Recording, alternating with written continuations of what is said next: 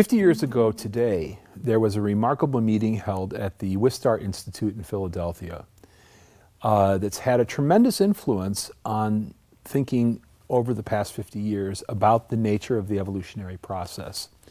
Briefly, what happened was a group of physicists and engineers took an interest in biology.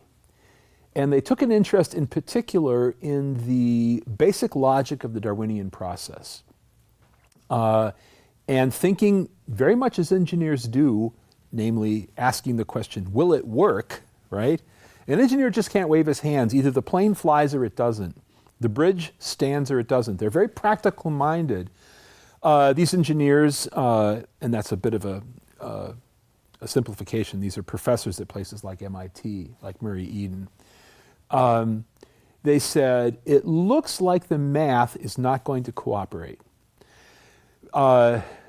You've got a search condition in the first step of natural selection where you are looking at a selection of random outcomes provided to you by mutation. What that means is that unlike an engineered system where you can bias the outcome using your intellect to aim at the target you want, in evolution, in neo-Darwinian evolution, your raw materials, so to speak, are being provided to you essentially by a roulette wheel. I'm mixing metaphors here, but the idea is you're having to make the best of a series of random outcomes.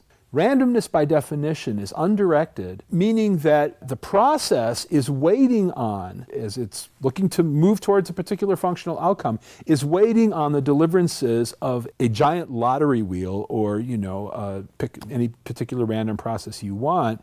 The mathematics of that, as you carry it through, raise severe challenges for getting that process as a whole, the whole of the evolutionary process, to go where you want, which is namely to build you bacterial cells, or plants or animals or any complex integrated system. And what happened was these engineers got together, very, very bright guys, engineers and physicists, and they invited their friends on the faculties of places like Harvard and so forth, MIT.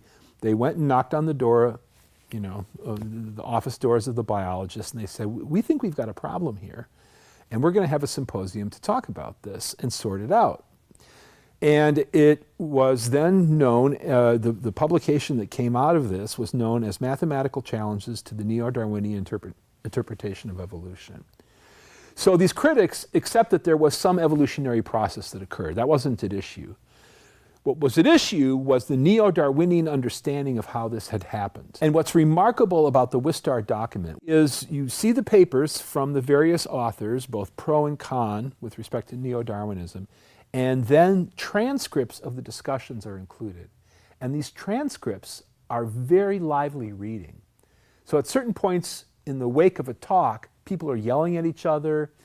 You can almost see chairs being thrown. This meeting must have been incredible to attend. And I recommend to anyone who wants to take the time, find that book. Again, the title is Mathematical Challenges to the Neo-Darwinian Interpretation of Evolution, and read through it. And it's quite revealing. The puzzle that they focused on was unsolved in 1966, and it's unsolved today.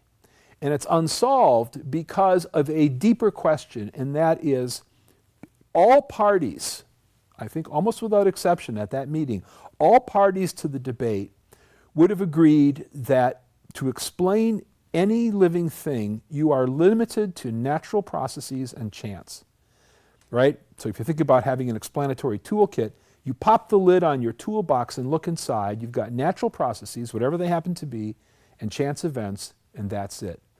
No appeals to intelligence, to guidance, to teleology were allowed. All right, you can play that game, right? But that means if the products you're looking at, if the things you wish to explain were in fact caused by intelligence, and that's what actually happened, you are not going to be able to solve your problem because your toolkit is too small.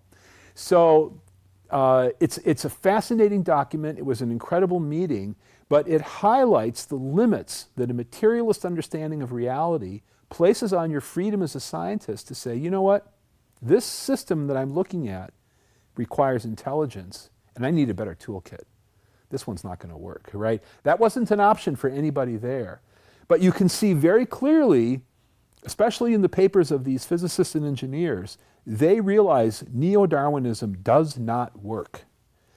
And I think in the intervening 5 decades, the evolutionary biology community itself has finally awakened to this. So, in November, at the Royal Society in London, a meeting has been convened that will be, I predict, very much like Wistar in its consequences, where the assembled speakers are going to say, our current theory is bust, and we need to try something else. And again, the question will be, all right, are you going to play only in the materialist boundary lines, or are you going to have the courage to go beyond that?